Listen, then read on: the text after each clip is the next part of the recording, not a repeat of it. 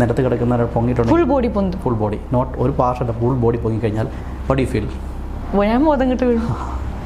അത് 1% വരുന്ന സംഭവമാണ്. അത് ശരിക്കും എന്തുകൊണ്ടാണ് സംഭവിക്കുന്നത്? അത് നെഗറ്റീവ് എനർജിയുടെ ഇൻഫ്ലുവൻസ് എന്നാണ് ശാസ്ത്രീയമായിട്ട് അല്ലെങ്കിലും പറയുക. അപ്പോൾ ഈ ഓജോ ബോർഡിലേക്ക് എന്ന് പറയുമ്പോൾ നമ്മളിപ്പോൾ ഒരാളെ സോളിനെ വിളിച്ച് വരുത്തി ചില കാര്യങ്ങൾ കണ്ടുപിടിച്ചു, ചില കാര്യങ്ങളൊക്കെ പറയുന്നുണ്ട്. ഈവൻ പലരും പോലീസുകാരൊക്കെയാണ് ചില കാര്യങ്ങൾ പറയുന്നത്. അപ്പോൾ ആത്മാവിനെ വിളിച്ച് ചില കേസുകൾ തെളിയിച്ച കാര്യമൊക്കെ പറയുന്നത്. പക്ഷേ ഇത് ശരിക്കും റിയൽ സോളാണ് വരുന്നതെന്നുള്ള ഒരു മനുഷ്യനും അറിയില്ല. ഹായ്, ഈ പ്രേതത്തെയൊക്കെ കണ്ടിട്ടുണ്ടോ നിങ്ങൾ? അല്ലെങ്കിൽ ഈ പ്രേതത്തോടൊക്കെ സംസാരിക്കാൻ പറ്റുമെന്നൊക്കെ പറഞ്ഞാൽ നിങ്ങൾക്ക് വിശ്വാസമുണ്ടോ? എന്നാൽ എനിക്ക് അത്ര വിശ്വാസമൊന്നുമില്ല. പക്ഷേ കഴിഞ്ഞ കുറച്ച് കാലങ്ങളായി സമൂഹ മാധ്യമങ്ങളൊക്കെ ഞാൻ നോക്കുമ്പോൾ ചില ആൾക്കാരൊക്കെ പറയുന്നുണ്ട് ഈ മരിച്ചുപോയവരോട് സംസാരിച്ചു, അവരെ കണ്ടു, ഈ ഹിപ്നോട്ടിസം അല്ലെങ്കിൽ മെന്റലിസം ഒക്കെ ചെയ്ത് കഴിഞ്ഞാൽ ഇത്തരത്തിലുള്ളവരോട് സംസാരിക്കാൻ പറ്റും, അവർ കാണാൻ പറ്റും എന്നൊക്കെ പറയുന്നുണ്ട്. ഇതിൽ അത്രത്തോളം വിശ്വാസമൊന്നും എനിക്ക് തോന്നുന്നില്ല. എന്നാലും ആൾക്കാർ പറയുന്നത് നമ്മളൊന്ന് ശ്രദ്ധിക്കണമല്ലോ. അപ്പോൾ ഇതിൻ്റെയൊക്കെ ഉത്തരം കണ്ടുപിടിക്കാൻ വേണ്ടി ഒരാളെയും കൊണ്ടിട്ടാണ് ഇന്ന് ഞാൻ നിങ്ങളുടെ മുന്നിൽ വന്നിരിക്കുന്നത്. മറ്റാരുമല്ല, ഒരു ഹിപ്നോട്ടിസ്റ്റ് ആണ് അദ്ദേഹം, ഒരു ഹിപ്നോ തെറാപ്പിസ്റ്റ് ആണ്, മെസ്മറിസ്റ്റ് ആണ്. അദ്ദേഹത്തിന്റെ പേര് ജിനു ജെയിംസ് എന്നാണ്. നമുക്ക് അദ്ദേഹത്തെ സ്വാഗതം ചെയ്യാം. നമസ്കാരം ചേട്ടാ. നമസ്കാരം. നമസ്കാരം ശില്പ. എന്റെ ആദ്യത്തെ ചോദ്യം എന്താണെന്ന് ചേട്ടൻ ഊഹിക്കാലോ. മനസ്സിലായി. ഇതിലൊക്കെ എന്തെങ്കിലും കാര്യമുണ്ടോ ചേട്ടാ? ഇതിൽ കാര്യമുണ്ടോയെന്ന് വെച്ചാൽ ഹിപ്നോസിൽ ശരിക്കും നമുക്ക് ചില കാര്യങ്ങൾ കാണിച്ചു കൊടുക്കുന്ന, അതായത് മരിച്ച ആൾക്കാരെ കാണാറുണ്ട്. അത് ആത്മാവിനെയല്ല കാണുന്നത്, ശരിക്കും ആത്മാവിനെ കാണുക എന്നൊക്കെ പറഞ്ഞുള്ളൊരു തെറ്റിദ്ധാരണയാണ്. മരിച്ച ആളുകൾ നമ്മൾ ഹാലൂസിനേറ്റ് ചെയ്യാം. നമ്മൾ സ്വപ്നത്തിൽ മരിച്ച ആൾക്കാരെ കാണാറില്ലേ? തീർച്ചയായും. സ്വപ്നത്തിൽ അവരുടെ രൂപം കാണാറുണ്ട്, അവർ സംസാരിക്കാറുണ്ട്, അവർ ശരിക്കും പ്രസൻസ് ഫീൽ ചെയ്യുന്ന പോലെ തോന്നാറുണ്ട്. നമ്മൾ ഉറക്കത്തിൽ നിന്ന് എഴുന്നേറ്റ് കഴിയുമ്പോഴേക്കും അയ്യോ മരിച്ചുപോയ ആളാണല്ലോ എന്ന് തോന്നുന്നത്. ഈ സമയത്തൊക്കെ റിയലി നടക്കുന്ന വെച്ചാൽ നമ്മൾ ഹിപ്നോസിസ് ആണ്. It's A kind of hypnosis എന്ന് പറയും. നമ്മൾ സെൽഫായിട്ട് ഹിപ്നോട്ടൈസ് ആയി പോകുന്ന സമയമാണ്. നമ്മൾ സാധാരണ ഉറങ്ങുമ്പോൾ ഹിപ്നോസിസ് എന്ന് പറയുന്നത് ഉറക്കത്തിൻ്റെ ഒരു അവസ്ഥ തന്നെയാണ് ഹിപ്നോട്ടിസം എന്ന് പറയുക.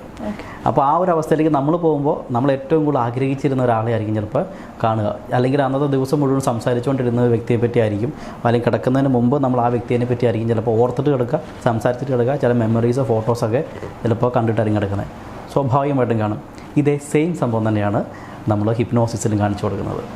ഓക്കെ, അത് ഇതിപ്പോൾ സയന്റിഫിക്കലി ചെയ്യുന്ന ഒരു സംഭവമാണ് ഈ ഹിപ്നോട്ടിസം അല്ലെങ്കിൽ ഹിപ്നോസിസ് എന്നൊക്കെ പറയുന്നത് അല്ലേ? പക്ഷെ എങ്ങനെയാണ് ഒരാളുടെ അബോധ മനസ്സിലുള്ള ഒരാൾ നമുക്ക് കാണാൻ സാധിക്കുക എന്ന് പറയുന്നത്? നമുക്ക് അവരെ ചില ആൾക്കാർ പറഞ്ഞിട്ടുണ്ട്, ചിലപ്പോൾ അയാൾ നമ്മൾ തൊടുന്നു. ഇപ്പോൾ ഒരു മെന്റലിസ്റ്റ് വന്നിട്ടുണ്ടായിരുന്നു കഴിഞ്ഞ പ്രാവശ്യം, അദ്ദേഹം എന്നെ ടാപ്പ് ചെയ്യുന്നില്ല, പക്ഷെ അദ്ദേഹം എന്നെ ടാപ്പ് ചെയ്ത പോലെ എനിക്ക് തോന്നുന്നു. അതുപോലെ ചില ആൾക്കാർ പറയുന്നത് കേട്ടിട്ടുണ്ട്, ഞാൻ ഈ സ്വപ്നം കാണുന്ന സമയത്തൊക്കെ ഇവരുടെ അടുത്ത് വന്നിരുന്നു, കെട്ടിപ്പിടിച്ചു, ഉമ്മ വെച്ചു എന്നൊക്കെ പറഞ്ഞു കേട്ടിട്ടുണ്ട്. അവർ ഒരുപാട് ആഗ്രഹിക്കുന്ന കാര്യങ്ങൾ നടന്നു എന്നൊക്കെ കേട്ടിട്ടുണ്ട്. ഇതൊക്കെ അപ്പോൾ ഈ മനസ്സിന്റെ കാര്യങ്ങളാണ്. ഇത് ശരിക്കും മനസ്സിന്റെ ആണ്. അപ്പോൾ ശാസ്ത്രീയമായിട്ടുള്ളതാണോ എന്ന് ചോദിച്ചുകൊണ്ട് ഞാൻ പറയാം, ഇത് സയൻറ്റിഫിക് ആണ്. എല്ലാവരും പറയുന്നത് ഹിപ്നോസിസ് സയൻറ്റിഫിക് അല്ല, ഇത് കുറേ വർഷങ്ങൾക്ക് മുമ്പ് എഴുതി തള്ളപ്പെട്ട ഒരു ശാസ്ത്രശാഖയാണ് എന്ന് പറയുന്ന ആളുകളുണ്ട്.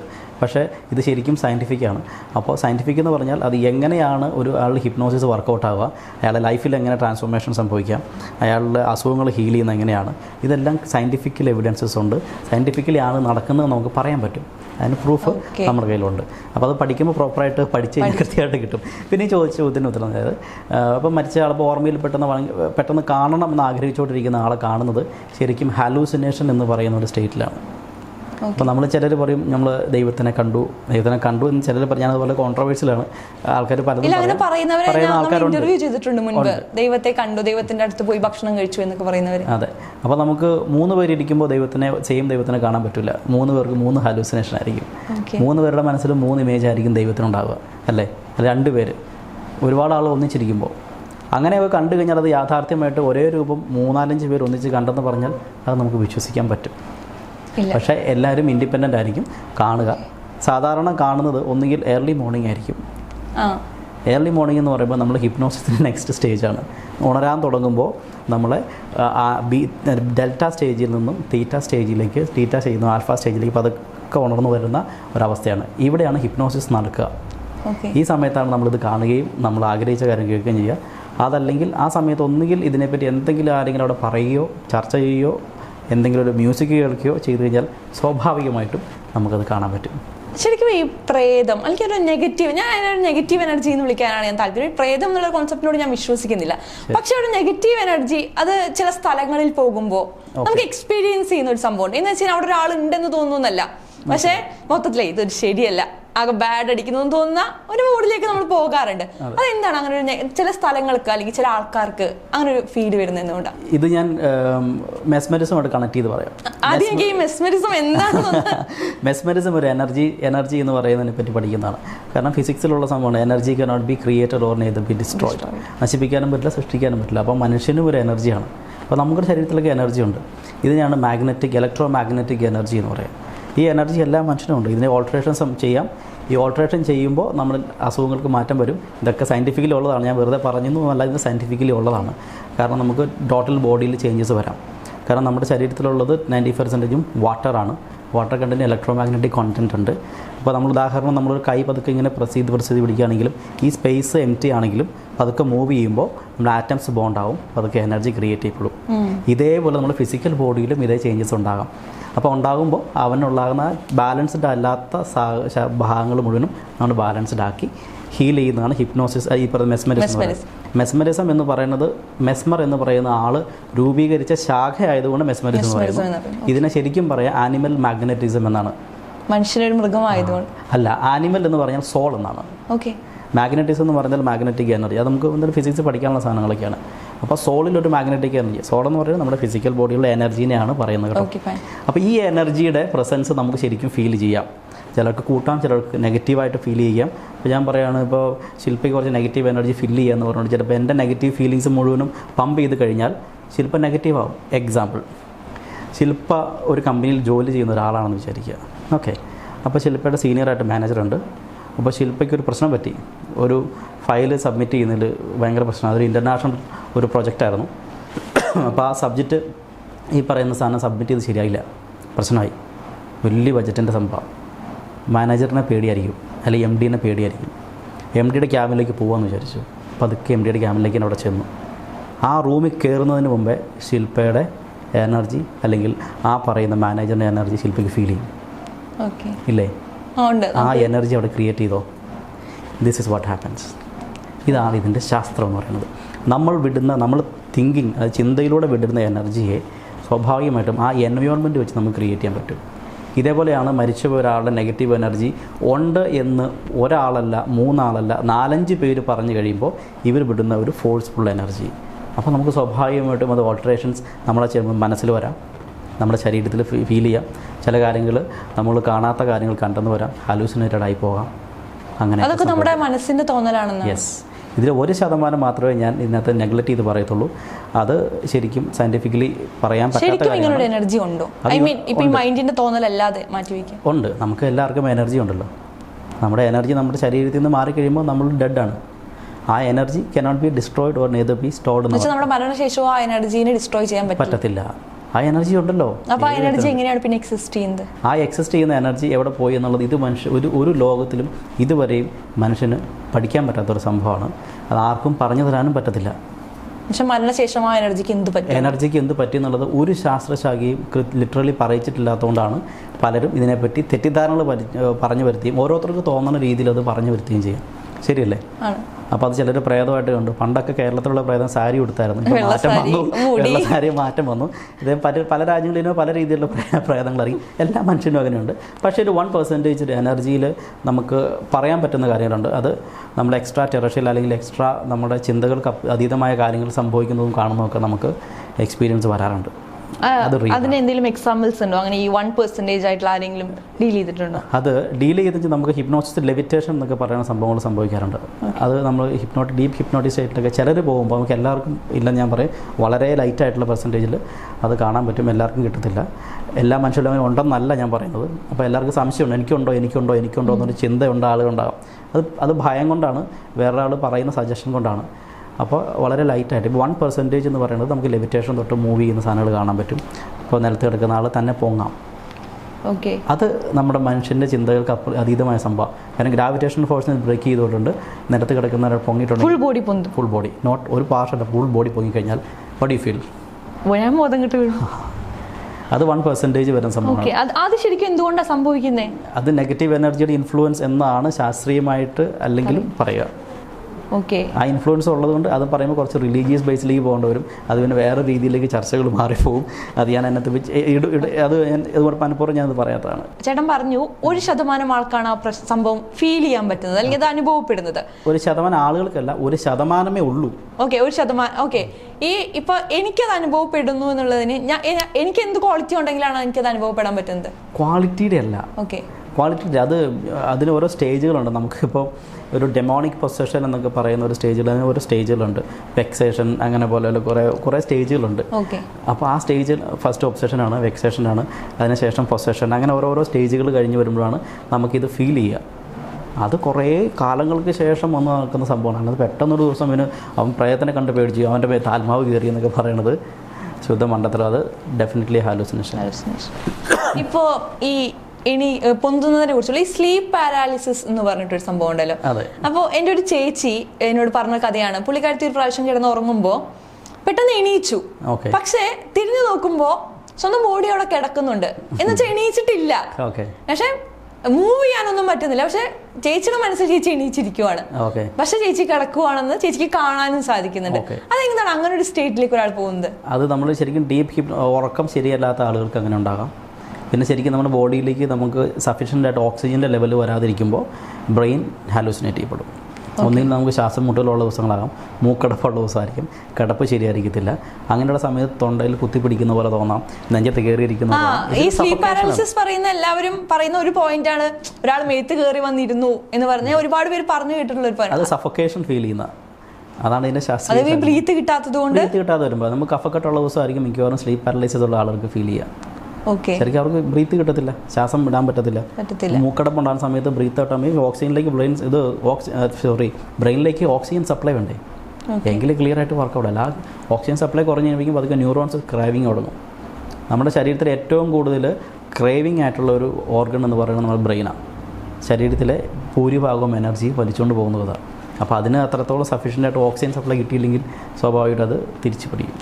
അപ്പോൾ നമ്മൾ ആ കാണുന്ന രൂപം അല്ലെങ്കിൽ ഇപ്പോൾ ചേച്ചി പറഞ്ഞ പോലെ പുള്ളിക്കാരത്തി ഇരിക്കുക എന്ന് തോന്നുന്നത് അത് നമ്മുടെ സബ് കോൺഷ്യസ് മൈൻഡിൽ നമുക്ക് തോന്നുന്നതാണോ? തീർച്ചയായിട്ടും. ഓക്കെ. അപ്പോൾ നമ്മുടെ ബോഡി അതിനനുസരിച്ച് റിയാക്ട് ചെയ്യും. നമ്മുടെ ഉപബോധ മനസ്സെന്ന് പറയുന്നത് നമ്മൾ വിചാരിക്കുന്നതിന് അപ്പുറത്തുള്ള സാധനമാണ്.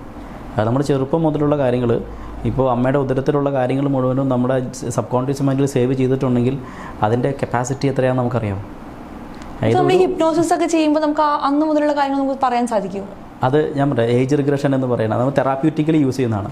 ഇപ്പോൾ ഒരുപാട് ആളുകൾ ഇപ്പോൾ സ്റ്റേജ് പെർഫോമൻസ് എന്ന് പറഞ്ഞ് ഇപ്പോൾ മരിച്ച ഒരാളെ കാണിക്കുക എന്ന് പറയുന്ന സംഭവം, അതൊക്കെ ഫണ്ണിന് കാണിക്കുന്നതും അതിൻ്റെ എങ്ങനെയാണ് അത് എഫക്റ്റീവ് ആകുക എന്നുള്ളത് ശരിക്കും പ്രോസസ് ബൈ സ്റ്റേജ് 2-3 മണിക്കൂറൊക്കെ എടുത്ത് ചെയ്യുന്ന ഒരു സ്റ്റേജാണത്, ഒരു സംഭവമാണ്. ഫണ്ണിന് വേണ്ടി കാണിക്കാം, പക്ഷേ എങ്കിലും അത് റിസ്ക് അല്ല, അത് സേഫർ ഹാൻഡ്സിൽ യൂസ് ചെയ്യണം എന്നുള്ളതാണ്. ഒരു ക്വാളിഫൈഡ് ആയിട്ടുള്ള ആളോ അല്ലെങ്കിൽ ഇത് ചെയ്യാൻ പറ്റുന്ന ഒരാളെ ഇത് ചെയ്യാവുള്ളൂ. ഇപ്പം എല്ലാവരും കൊണ്ടേ കാണിക്കുക എന്ന് പറയുന്നത് അത് ആരൊക്കെ എന്തൊക്കെയാണ് ചെയ്യാൻ പോകണമെന്ന് നമുക്കൊന്നും പറയാൻ പറ്റില്ല. അപ്പോൾ ഒരുപാട് പ്രശ്നങ്ങൾ ഇതിനകത്തുണ്ട്. ഇപ്പോൾ ഞാൻ ഒരുപാട് യൂട്യൂബ് വീഡിയോസൊക്കെ കാണുമ്പോൾ എല്ലാവരും ഇത് തന്നെ പരിപാടി. തീർച്ചയായും ഇപ്പോൾ അതിനൊരു ഹൈപ്പ് കൂടുതലാണ്. അതെ, അത് പ്രോപ്പർ ചാനലിലൂടെ അത് പഠിക്കേണ്ട സ്ഥലത്ത് അതിന് ക്വാളിഫിക്കേഷൻ ഉണ്ട്. ആ ക്വാളിഫിക്കേഷനിൽ വെച്ചിട്ട് വേണം പഠിക്കാൻ. അത് പഠിച്ചതിന് ശേഷം അത് പ്രോപ്പർലി യൂസ് ചെയ്യണം, അത് തെറാപ്യൂട്ടിക്കലി യൂസ് ചെയ്യണം, എങ്കിലേ അതിനൊരു എഫക്റ്റ് ഉണ്ടാവുള്ളൂ. അല്ലെങ്കിൽ നമ്മൾ വെറുതെ ഫണ്ണിന് കാണിക്കാം, ഫണ്ണിന് എനിക്ക് വേണമെങ്കിൽ കാണിക്കാം. ഇപ്പോൾ ശില്പനെ എടുത്ത് വേറെ ആളെ കാണിച്ചു തരണമെങ്കിൽ പറ്റും ചെയ്യാം. പക്ഷേ അത് ശില്പയ്ക്ക് കാണാൻ പറ്റും, കുറച്ച് നേരത്തേക്ക് ഉണ്ടാകും. പക്ഷേ അതിന് ബാക്കി ചെയ്യാനുള്ള കാര്യങ്ങൾ അയാളുടെ ലൈഫിലുള്ള ആ പ്രശ്നങ്ങൾ മുഴുവൻ റിലീസ് ചെയ്ത് കളയണ്ടേ. അത് സ്റ്റേജ് ബൈ സ്റ്റേജ് ചെയ്യേണ്ട കാര്യമാണ്. ഇപ്പോൾ എന്നെ ഇപ്പോൾ ആ ഒരു മൂഡിലേക്ക് കൊണ്ടുപോകുകയാണെന്ന് വിചാരിക്കാം, അത് കഴിഞ്ഞിട്ട് തിരിച്ചു വരാൻ പറ്റാത്ത രീതിയിൽ അത് നിന്നു പോകാൻ വല്ല സാധ്യതകളുണ്ട്? ഇല്ലില്ല. ഹിപ്നോസിസിന് അത് എല്ലാവരും വിചാരിക്കുന്ന ഒരു സംഭവമാണ്. ഹിപ്നോസിസ് ചെയ്യലും ഹിപ്നോട്ടിസം ചെയ്ത് കഴിയുമ്പോൾ ബോധം മറഞ്ഞു പോകും, ബുദ്ധി ഇളകി പോവും, വട്ടായി പോകും എന്നൊക്കെ കുറേ ആളുകൾ പറയാം. ഇതൊന്നുമല്ല. ഇനി ഉറക്കത്തിൻ്റെ അവസ്ഥ എന്ന് പറയുന്നില്ലേ, നമ്മൾ ഉറക്കത്തിൽ നിന്ന് എഴുന്നേറ്റ് കഴിയുമ്പോൾ ഒരു ക്ഷീണം ഉണ്ടാവുമല്ലോ, ആ ഒരു ക്ഷീണം ഫീൽ ചെയ്യും, അത്രയേ ഉള്ളൂ. പക്ഷേ ചിലർക്ക് ഭയങ്കര എനർജി ആയിരിക്കും. കാരണം അത് തന്നെ പോസിറ്റീവ് എനർജി എന്ന് പറയുന്നത്. അതായത് അവർക്ക് ആ ഹീൽ ചെയ്ത് കഴിയുമ്പോൾ അവരുടെ മനസ്സിലുള്ള പ്രശ്നങ്ങളൊന്നും മാറ്റി കഴിയുമ്പോൾ ഉണ്ടാകുന്നൊരു ഇതുണ്ടല്ലോ. പിന്നെ തലയ്ക്കകത്തേക്ക് വലിയൊരു ഭാരം എടുത്തുകൊണ്ട് നടക്കുന്നയാൾ വെയിറ്റ് ഇറക്കി വെച്ചൊരു ഫീലായിരിക്കും ഈ ഹിപ്നോട്ടിക് സെഷനൊക്കെ എടുത്ത് അല്ലെങ്കിൽ തെറാപ്പിയൊക്കെ കഴിഞ്ഞിട്ട് വരുന്ന ആളുകൾക്ക്. ഓക്കെ. ഈ ആത്മാവുമായി ബന്ധപ്പെട്ട് തന്നെ ഇപ്പോൾ നമ്മൾ ഈ രോമാഞ്ചം സിനിമയൊക്കെ വന്നപ്പോൾ ഹൈപ്പിൽ നിന്നൊരു സാധനമാണ് ഈ ഹോജോ ബോർഡ്. ഈ ഹോജോ ബോർഡിലൊക്കെ എന്തെങ്കിലും കാര്യങ്ങളുണ്ടോ? ഓജോ ബോർഡിൽ കാര്യം ഉണ്ടോ എന്ന് വെച്ചാൽ ഞാൻ പറഞ്ഞല്ലോ, നമുക്ക് എനർജീനെ നമുക്ക് ക്രിയേറ്റ് ചെയ്യാൻ പറ്റില്ല, സൃഷ്ടിക്കാനും പറ്റില്ല, അത് നശിപ്പിക്കാനും പറ്റില്ല. അപ്പോൾ നമുക്കതിനെ എവിടെ പോയി എവിടെയാണ് എനർജി എന്നുള്ള ഒരു മനുഷ്യനും ജസ്റ്റ് ശാസ്ത്രീയമായിട്ട് പറയാൻ പറ്റാത്തതുകൊണ്ട് ഇറ്റ് ഈസ് സംവെയർ എൽസ്. അപ്പോൾ ഈ ഓജോ ബോർഡിലേക്ക് എന്ന് പറയുമ്പോൾ നമ്മളിപ്പോൾ ഒരാളെ സോളിനെ വിളിച്ച് വരുത്തി ചില കാര്യങ്ങൾ കണ്ടുപിടിച്ചു, ചില കാര്യങ്ങളൊക്കെ പറയുന്നുണ്ട്. ഈവൻ പലരും പോലീസുകാരൊക്കെയാണ് ചില കാര്യങ്ങൾ പറയുന്നത്. അപ്പോൾ ആത്മാവിനെ വിളിച്ച് വരുത്തി ചില കേസുകൾ തെളിയിച്ച കാര്യമൊക്കെ പറയുന്നത് കേട്ടിട്ടുണ്ട്. പക്ഷേ ഇത് ശരിക്കും റിയൽ സോളാണ് വരുന്നത് എന്നുള്ള ഒരു മനുഷ്യനും അറിയില്ല. ശരിയാണ്. അറിയാവോ? ഇല്ല. പക്ഷേ കാര്യങ്ങൾ പറയുന്നുണ്ട്. ഇത് ഞാൻ പാസ്റ്റ് ലൈഫ് റിഗ്രഷൻ ചെയ്യുന്ന കാര്യങ്ങൾ ഇതേപോലെ തന്നെയാണ്. പാസ്റ്റ് ലൈഫ് റിഗ്രഷൻ എന്ന് പറയുന്നത് നമ്മൾ ബാക്ക്ഗ്രൗണ്ടിലേക്ക് പോയി കഴിഞ്ഞാൽ, നമ്മുടെ പൂർവികമായ ചരിത്രത്തിലേക്ക് പോയി കഴിഞ്ഞാൽ അവിടെ പാസ്റ്റ് ലൈഫ് റിഗ്രഷൻ എന്ന് പറയുന്ന സംഭവം ചെയ്യാം. അത് ചെയ്യുമ്പോൾ എല്ലാവർക്കും അതിൻ്റെ ആവശ്യമില്ല, വളരെ ലൈറ്റായിട്ടുള്ള ആളുകൾക്ക് ഇതിൻ്റെ ആവശ്യമുള്ളൂ, അത് പ്രശ്നമുള്ള ആളുകൾക്ക്. ഇത് ചെയ്യുന്നത് ഇത് സയൻറ്റിഫിക്കലി ഉള്ള സംഭവം എന്ന് വെച്ചാൽ നമുക്കൊരു അണ്ടവും ബീജവും സംഘടിച്ച് ചെയ്യുമ്പോൾ ബീജത്തിനകത്തുള്ള ഒരു ബീജത്തിനകത്ത് മെമ്മറി എന്ന് പറഞ്ഞാൽ 787 MB മെമ്മറി പാസ് ചെയ്യപ്പെടും. ഇത് ഡോർമൻ്റ് ആയിട്ടുള്ള മെമ്മറീസ് ഉണ്ടാകാം, സബ് സെൽസ് ഉണ്ടാകാം, ഇതെല്ലാം മെമ്മറി അവിടെ കീപ്പ് ചെയ്തിട്ടുണ്ടാകും. അപ്പോൾ ഇതൊരു സാഹചര്യത്തിൽ ഇതിനോടനുബന്ധിച്ച് എന്തെങ്കിലും ഒരു സംഭവം സംഭവിച്ചു കഴിഞ്ഞാൽ ഇത് ഓപ്പൺ ആവും. അപ്പോൾ പഴയ കാര്യങ്ങൾ നമുക്ക് വേണമെങ്കിൽ ഓപ്പൺ ആക്കി എടുക്കാൻ പറ്റും. ഇതിനെയാണ് പാസ്റ്റ് ലൈഫ് റിഗ്രഷൻ എന്ന് പറയുന്നത്. ഇതും ഈ പറയുന്ന ആത്മാവിനുമായിട്ടുള്ള സംഭവങ്ങളും പഴയ കാര്യങ്ങൾ പറയുന്ന സംഭവങ്ങളും കണക്റ്റഡാണ്. ഓക്കെ, അപ്പോൾ അത് മൊത്തത്തിലൊരു കോംപ്ലിക്കേറ്റഡ് സ്റ്റഫാണ്. അതുകൊണ്ടാണ് ഞാൻ പറഞ്ഞത്. ഇവിടെ കുറച്ച് നമുക്ക് പഠനം ഉണ്ടെങ്കിൽ കൃത്യമായിട്ട് കിട്ടും, ചെയ്യാൻ പറ്റും. സിമ്പിളായിട്ട് സംഭവം തന്നെ. കുറച്ച് നമുക്ക് ഇതെന്താണെന്നുള്ളത് ഒരു ശാസ്ത്രീയമായിട്ടൊരു പഠനം ഉണ്ടെങ്കിൽ അത് പഠിച്ചു കഴിഞ്ഞാൽ അത് അറിയാൻ പറ്റുള്ളൂ. വെറുതെ നമ്മൾ ആക്ഷേപിക്കുന്നതിനേക്കാളും പഠിച്ചിട്ട് ആക്ഷേപിക്കുമ്പോൾ ഒരു ഇതുണ്ട്. ചിലർ പറയും ഇത് ശാസ്ത്രീയമല്ല, അങ്ങനെയല്ല, ഇങ്ങനെയല്ല എന്ന്. പക്ഷേ അതിന് കൃത്യമായ എവിഡൻസ് ഉണ്ട്. ഈവൻ ഹെറിഡിറ്ററി അസുഖങ്ങൾ വരെ വരുന്നതിന് കാരണം അതാണ്. അപ്പോൾ നമുക്ക് പറയാം, ഇപ്പോൾ എനിക്ക് ഡയബറ്റിക്കാണ്, എൻ്റെ പേരൻസ് മുഴുവനും എൻ്റെ ഫാദർ എല്ലാവർക്കും ഡയബറ്റിക്കാണ്. അപ്പോൾ ഓട്ടോമാറ്റിക്കലി ആ വീട്ടിലെ സംസാരം എന്ന് പറയുന്നത് എന്തായിരിക്കും? ഷുഗർ ഉണ്ടാവും. അപ്പോൾ പഞ്ചസാര ഒഴിവാക്കിക്കോണം, നിനക്ക് 40ാമത്തെ വയസ്സിൽ ഞങ്ങൾക്ക് എല്ലാവർക്കും ഷുഗർ ഉണ്ട്. സംഭവിച്ചു കഴിയില്ലേ? നമ്മുടെ മൈൻഡിലേക്ക് അത് ഫീഡ് ചെയ്യുമ്പോൾ ഉണ്ടാവുന്ന ഉറപ്പായിട്ടും. കുറച്ച് കാലം ഇയാളെ മാറ്റി നിർത്തുക. ഈ വീട്ടിലില്ല, വേറെ സ്ഥലത്താണ്, ഇയാളതിനെപ്പറ്റി ചിന്തിക്കുന്ന പോലുള്ള, ഇയാൾക്ക് അങ്ങനെ അസുഖം പോലും ഉണ്ടാവില്ല. ഓക്കെ, ഇതെല്ലാം നമ്മുടെ മൈൻഡിനെ എങ്ങനെ പഠിപ്പിക്കുന്നതിനനുസരിച്ചിട്ടാണ് അപ്പോൾ നമ്മുടെ ബോഡി അതിനോട് റിഫ്ലക്ട് ചെയ്യുന്നത്. കറക്റ്റ്. എല്ലാ കാര്യവും നമ്മുടെ മനസ്സിനെ പറഞ്ഞ് പഠിപ്പിക്കുന്ന എന്താണോ, നമ്മുടെ ബിലീഫ് സിസ്റ്റം എന്താണോ അതായിരിക്കും നമ്മൾ. ചെറുപ്പം മുതലേ കിട്ടിയിരിക്കുന്ന നമ്മുടെ ബിലീഫ് സിസ്റ്റം എന്താണോ അതായിരിക്കും നമ്മൾ. നമുക്ക് പേടിയുള്ള സംഭവങ്ങളാണ് നമുക്ക് പേടിക്കുന്നെങ്കിൽ അത് പേടിയായിട്ട് വരാം. നല്ല സന്തോഷമുള്ള കാര്യങ്ങളാണെങ്കിൽ അയാൾ ജീവിതകാലം മുഴുവൻ ഭയങ്കര സന്തോഷമുള്ളവരായിരിക്കും. ഓക്കെ, സ്കൂൾ കാലഘട്ടം വരെ എല്ലാ കാലഘട്ടങ്ങളിലും നമ്മുടെ ലൈഫിലേക്ക്, നമ്മുടെ ബോധ മനസ്സിലേക്ക് കയറുന്ന ഇൻഫർമേഷൻസ് ഉണ്ടാകും. അപ്പോൾ ശില്പയുടെ മനസ്സിലുണ്ടാകാം, എൻ്റെ മനസ്സിലുണ്ടാകാം, അങ്ങനെ ഒരുപാട് പ്രശ്നങ്ങൾ എല്ലാവരുടെയും മനസ്സിൽ കടന്നു പോയിട്ടുണ്ടാകും. ഇത് അവിടെ സേവ് ആയിട്ടുണ്ടാവും. എങ്ങനെ സേവ് ആവണമെന്ന് വെച്ച് കഴിഞ്ഞാൽ എല്ലാവരും ചുമ്മാ വെറുതെ സേവ് ആവില്ല. അതിന് ഓരോ കാര്യങ്ങളുണ്ട്. ശാസ്ത്രീയം സയൻറ്റിഫിക്കലി പറയുമ്പോൾ കുറേ കാര്യങ്ങളുണ്ട്. ഞാൻ പിന്നെ അത് എല്ലാം കൂടെ വിശദീകരിച്ച ആൾക്കാർ പറയും ഇതെന്താണ് ഈ മൊത്തം.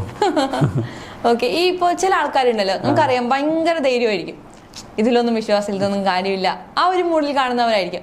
ചിലപ്പോൾ ചെറിയൊരു ഇൻസിഡൻ്റ് ആയിരിക്കും, ഇപ്പോൾ ഒരു സീരീസ് ഓഫ് ആക്സിഡൻസ് ഉണ്ടാവുക, അതല്ലെങ്കിൽ സീരിയസ് ആയിട്ട് എന്തെങ്കിലും സംഭവിച്ചിട്ടുണ്ടോ, അല്ലെങ്കിൽ ആരെങ്കിലും പറഞ്ഞിട്ടുണ്ടോ എടാ നീ ഇങ്ങനെ ചെയ്താൽ ശരിയാവില്ല, അല്ലെങ്കിൽ നീ അവിടെ നിന്നോണ്ടാ നിനക്ക് ഈ പ്രശ്നം വന്നതെന്ന് പറഞ്ഞു കഴിഞ്ഞാൽ പിന്നെ അവർക്ക് ഭയങ്കര പേടിയായിരിക്കും. പിന്നെ അവരൊരു അൾട്ടിമേറ്റ് വിശ്വാസി എന്ന് പറയാം, ചിലപ്പോൾ ദൈവത്തോട് ഭയങ്കര സ്നേഹമായിരിക്കും. അത് കഴിഞ്ഞ് കഴിഞ്ഞാൽ അത്രയും കാലം ഇല്ലാത്ത സ്നേഹം വരും. അതും നമ്മുടെ ഈ മനസ്സിന്റെ പ്രശ്നങ്ങളാണ്. അതിന് പ്രീ സജഷൻ എന്ന് പറയാം. അപ്പോൾ ഉദാഹരണം ശില്പയോട് പറയുകയാണ് ആ സ്ഥലത്ത് പോയി നിൽക്കരുത് കേട്ടോ, അവിടെ പ്രശ്നമാണ്. ശില്പയോട് പറഞ്ഞാൽ ശില്പയുടെ മനസ്സിൽ ഓൾറെഡി കിടപ്പുണ്ടേ എന്തോ പ്രശ്നമുണ്ട്. അപ്പോൾ ഓട്ടോമാറ്റിക്കലി ശില്പ അവിടെ ചെന്ന് നിൽക്കുന്ന എന്തോ ഒരു പ്രശ്നമുള്ള ഏരിയ ആണ്. അപ്പോൾ സൂക്ഷിക്കണം.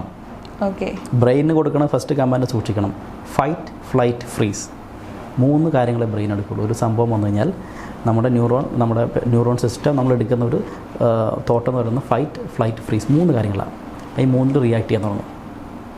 അപ്പോൾ ശില്പം ഒരു പ്രിക്കോഷൻ ആയിരിക്കും. എന്തോ പ്രശ്നമുണ്ട്, പെട്ടെന്ന് പുറകെ വന്നിട്ട് ആരെല്ലാം ഒന്ന് ചവിട്ടി കഴിഞ്ഞാൽ ശില്പം ഞെട്ടിപ്പോവും.